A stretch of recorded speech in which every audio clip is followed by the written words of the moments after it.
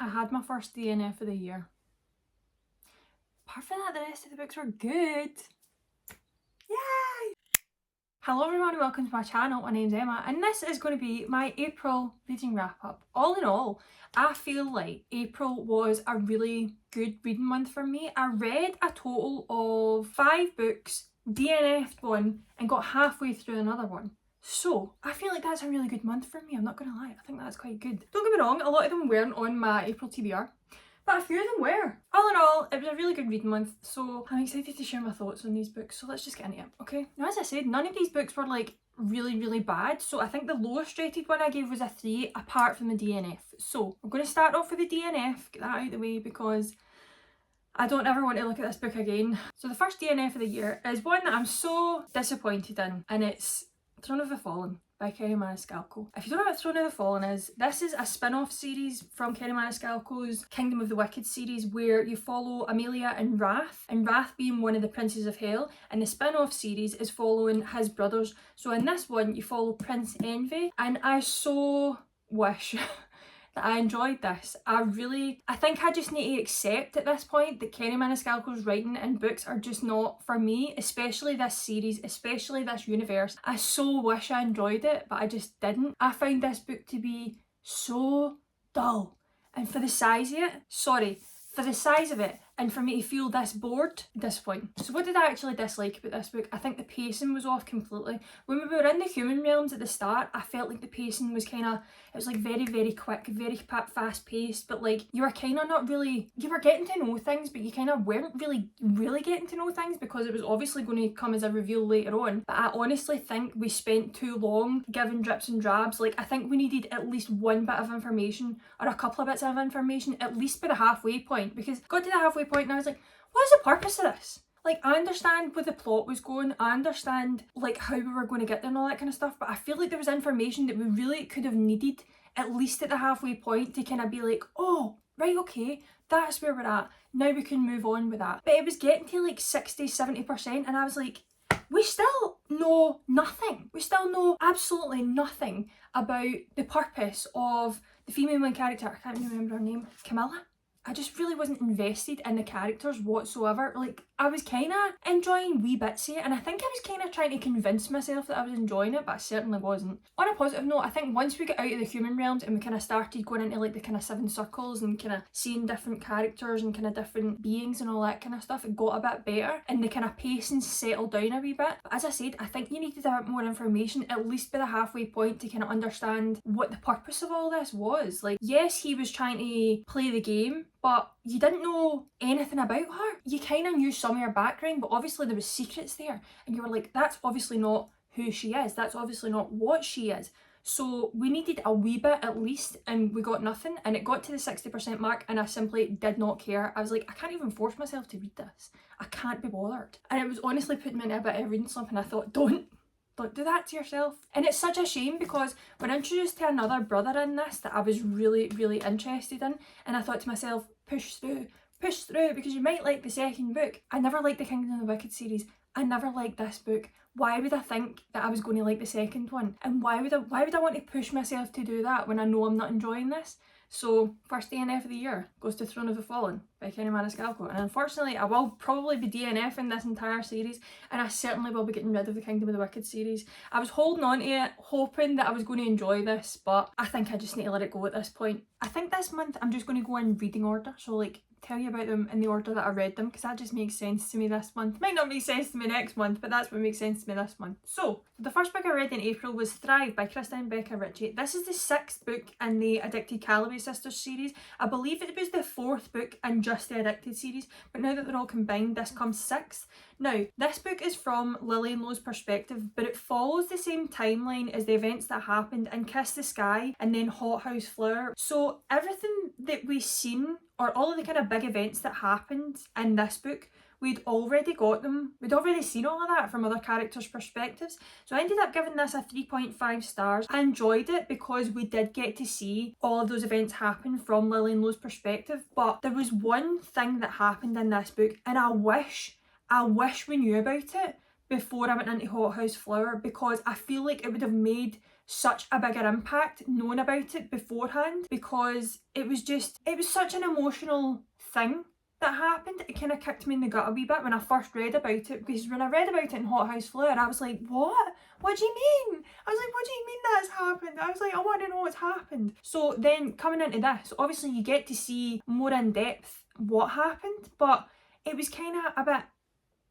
because I knew it was coming. Like I knew everything that happened in this book, I knew it was coming. And I think this would have probably been a better book as a novella in between Kiss the Sky and Hothouse Fleur, rather than, obviously you can say that now because it was two separate series, so I understand that it probably wasn't thought about all that well. If it was kind of laid out a bit better in between Kiss the Sky and Hothouse Fleur, even as a shorter book, like I don't think it had to be this long either. As I said, everything that you read in this book you have read before. So all in all, I gave this 3.5 stars. I still love the Addicted series. I still love reading from Lily and Lo's perspective, Rose and Connor's perspective, Daisy and Reg's perspective. This is such a comfort series for me now. But yeah, 3.5 stars. I enjoyed it, but I do think it would have probably done better as a novella in between those two books.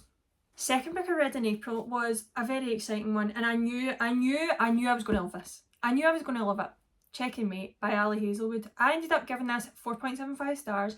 I initially had it as a 5 and then thought I'm going to be really stingy with this, because there was a wee section in this where I was like, oh, it was almost perfect. On GoodReads I've gave it a 5 because obviously you need like whole numbers, but on my story graph where I'm being really accurate, I've gave it 4.75 stars. Mallory's a young girl, she's decided she's not going to go to college. Her mum has arthritis, so she feels like she kind of has to stay home, help her mum take care of her sisters, help herself take care of her mum. The dad's no longer in the picture, so she ends up just getting a job as a mechanic. Then her friend turns up and her friend's like, listen Mallory, I know you don't like playing chess anymore, because she was really good at playing chess when she was younger. Her friend's like, I know you don't like playing chess anymore, but we're a person down for this tournament, can you please come and fill in this space so that we can play in this tournament together? And she's like, reluctantly she goes, and she ends up playing against Nolan Sawyer. He's the top chess player in the league, like can't be beaten, right? And she goes to this chess game and of course she beats him. He's literally shocked to his core, so he's like, oh my god, how have I just been beaten at chess? How have you beat me at chess? So he's instantly like enamoured with Mallory. He's like interested in her. Although you don't get anything from his perspective, you can tell. Like, you can just tell he's like, oh, you're very interested in me now. So after that, Mallory ends up being recruited to this kind of chess league, and she kind of goes and plays competitions and all this kind of stuff. And it's just a really nice book about these two young people playing chess and having a good time and kind of dealing with some family stuff at the same time. And I just really enjoyed it. It was really nice getting back into Ali Hazelwood's writing. I haven't read a book of Ali Hazelwood's since Love Theoretically came out. I would really like to get to Bride at some point in the near future, because then I'll kind of be up to date almost. I think there's like one book which is kind of wee Steminist novellas that I haven't read. I don't know if I'm going to read that. Apart from that, I'll be up to date. So I'm very happy about it. But yeah, I gave this 4.75 stars. I really loved it. I loved the relationship between the two. I loved chess being the setting for the story. It was really good, considering I have no knowledge of chess whatsoever. And I still was invested in it. I just thought it was really good. You can absolutely tell after this point I just kind of wanted to read romance. Like, I was just in the mood for it. So I went on to Terms and Conditions by Lauren Asher. This is the second book in the Dreamland Billionaire series. This one follows Declan and Iris. Now, the first book in this series, The Fine Print, I really did not like. I think I gave that 2 stars. And there was elements in the first book that did carry over into this book, and literally I was like, why are we doing this? But anyway, we'll get to that. So in the Dreamland Billionaire series, you have these 3 brothers, Rowan, Declan and Cal, who basically have to do a task, complete a task in order to get their inheritance from their grandfather who has passed away. In this one, you're following Declan, and he's essentially trying to become the CEO of the company, and his task is that he has to get married, have a family within like this specific space of time. What kind of task is that to leave somebody? Seriously? Why are we forcing that upon people? Anyway, then you have Iris, who is Declan's assistant, and she is basically runs after him. Like, she helps him with everything. She works all these hours, works like 6 days out of 7. She's basically his lifeline for his job. Like, he couldn't do what he does without Iris as his assistant, and basically she helps him find a wife-to-be, and the wife-to-be pulls out because she's like, absolutely not, I'm not going to be with him. And then Iris ends up stepping up to be like, do you know what? Why don't I just do it? I did find Terms and Conditions to be a bit more bearable than The Fine Print. I found The Fine Print relationship and Rowan especially to be unbearable. I feel like in this book Declan was literally Rowan 2.0. He was just Rowan, just maybe not as harsh, but even then he was still really harsh. He was still very like kind of closed off. He was very much like, oh, I'm not interested in this. And Iris was obviously like this kind of ray of sunshine person that helped him with everything, but Declan was so pissing me off throughout this entire book. And there's also aspects of this book that followed on from the first book that I just, writing style wise, I didn't like, or like not even writing style, just writing choice. Like, why are these characters throwing their heads back and laughing at nothing that's funny? What are you chuckling at? Have I missed a punchline of a joke? Because why are you throwing your head back and laughing at something that this man has said that's actually not funny at all? He's not a funny guy. Am I supposed to believe that? No. Relationship wise between Declan and Iris, I did enjoy their relationship in the end. Well, did I actually? No, because Declan really pissed me off at one point. Like, there was a bit towards the end that I was like, are you joking?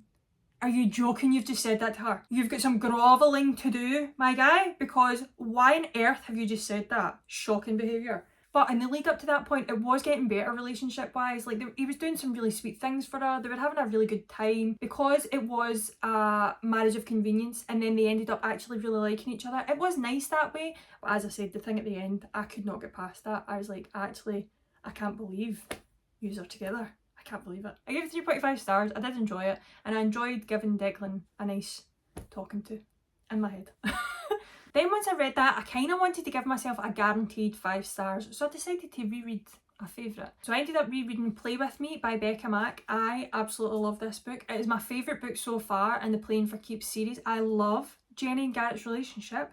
It's my favourite. I kind of just wanted a good cry, and I knew that this book was going to give it to me because I sob every time. It just hits me emotionally, Jenny's story, and I'm like, I just love it. So in this book you follow Jenny and Garrett. Jenny is a student, she's training to become a dancer, and Garrett is a player for an NHL hockey team. Jenny has a brother named Carter, and Garrett is also best friends with Carter, so this ends up being brother's best friend romance. I can never say that right, so I'm glad I've done that. With Carter being this big professional famous hockey player, she feels like she's in his shadow a lot, and she feels like all of the friends that she's gained through him aren't really her friends. They're kind of more his friends that she's kind of grasped onto, when that's really not the case. Like, all of them absolutely love her to bits, and like, even although they found her through Carter, they still love her for who she is, and it's honestly, it's just such a nice story. So Jenny and Garrett end up staying in the same building because Carter buys her a flat. How nice to have your brother that would do that for you.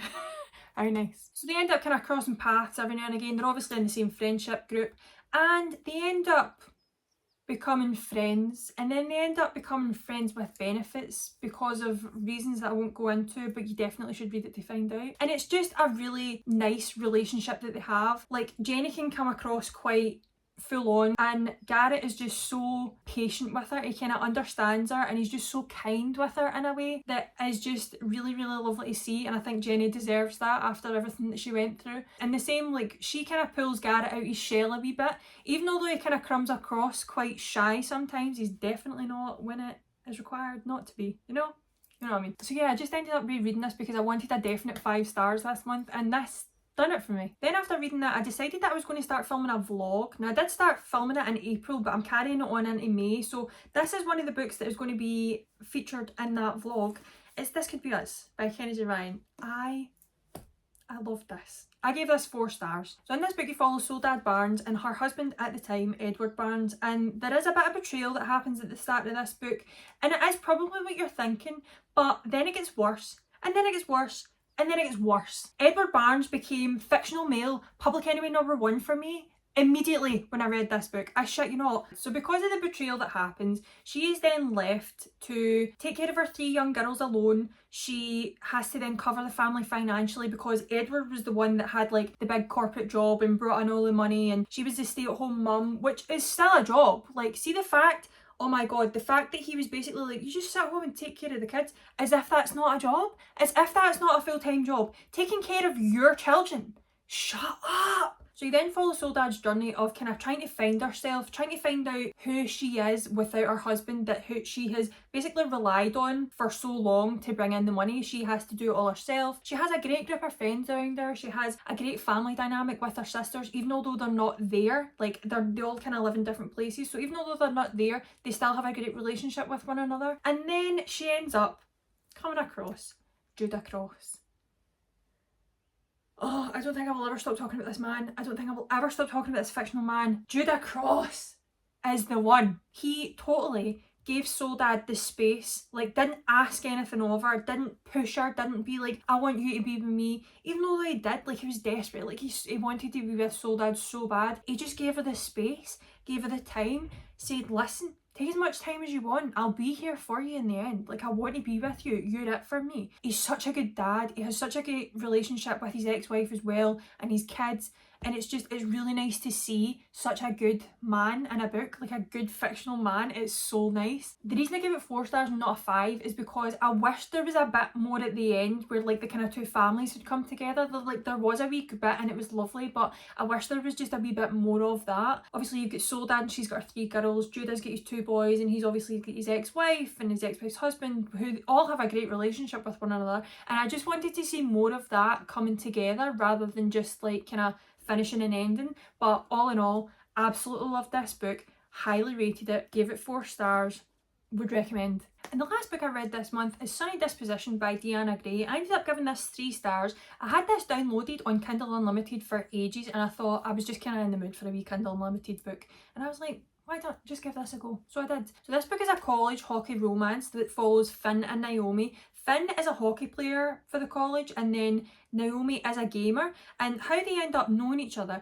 is that Finn is a moderator for Naomi's streams. So the two of them have never met each other in real life, they have no idea what the other person looks like, but they're interested in each other and they decide one night, they're like, why don't we meet up and have a date? So on the way to the date, Finn ends up in a fight and then he ends up in hospital with a brain injury and he ends up with amnesia. So this is kind of how this starts off. Somehow, I can't remember how, but Finn ends up finding out who Naomi is in real life and he really likes her. He ends up kind of getting to know her in a real life setting and really likes her that way. Meanwhile, Naomi has absolutely no clue. So throughout the book they are still trying to get to know one another, but Naomi's kind of going back and forth because she's like, I really want to get to know Finn in real life, not knowing that who she's talking to online is Finn. In the end, I thought this book was kind of fine. There was a lot of kind of plot holes at the end where I was like, are we just not going to wrap that up? That ended up being like a kind of bigger plot point and nothing happened with it. I will probably read the second book in the series to see what happens, because I think the next one is like between the 2 hockey captains. So you've got the women's hockey captain and then you've got the men's hockey captain of the college,